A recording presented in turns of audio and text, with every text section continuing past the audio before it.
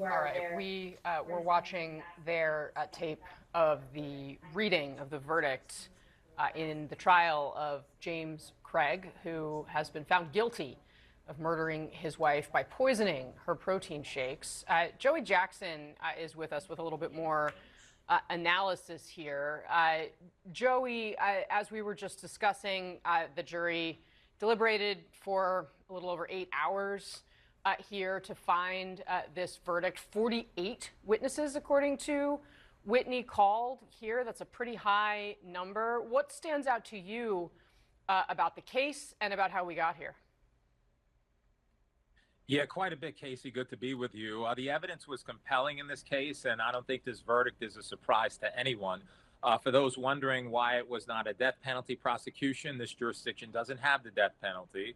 However, he still faces life in jail, and that, I'm presuming, is exactly what he'll get. In terms of the witnesses and what they say, look, when you have your daughters testifying against you, and you've already heard about the deep fake video that he writes a letter, chapter and verse, telling his daughter how to create one, saying, hey, mom's suicidal, right? Can you do this for me? And then you have your other daughter saying, he said, I don't want an autopsy. Let's not have an autopsy. And you have your other dentist who you're a partner with saying there's cyanide in the office. What are we doing? That's problematic. And then you have these Google searches with regard to how to kill someone and so that it's undetected. That's pretty powerful. The defense did what it could do in terms of the whole issue about, hey, she was suicidal. That is his wife. There was this journal. But I don't think that really stuck, particularly when there were people, family members and friends who said that was just not the case. Yes, the marriage was, there was some marital discord, and anyone would have the effects of that, but she's not going to be so depressed, said witnesses, as to take her own life. And so what I'm saying is that the evidence was compelling.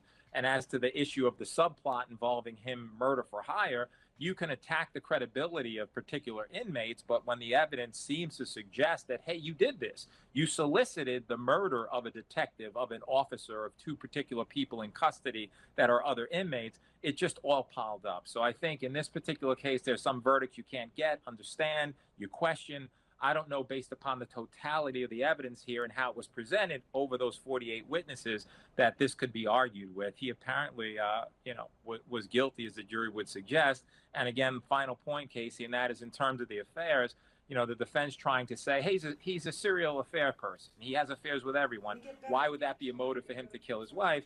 Well, the timing. He's with this one woman in particular, professing his love, saying he can't wait to be with her. His wife's dying in the hospital at the time. Is that really what you'd be doing? Is that comport with human nature? And so I think in this particular case, the jury did its duty and they determined what they did, and that is guilty as to all counts that were in the indictment.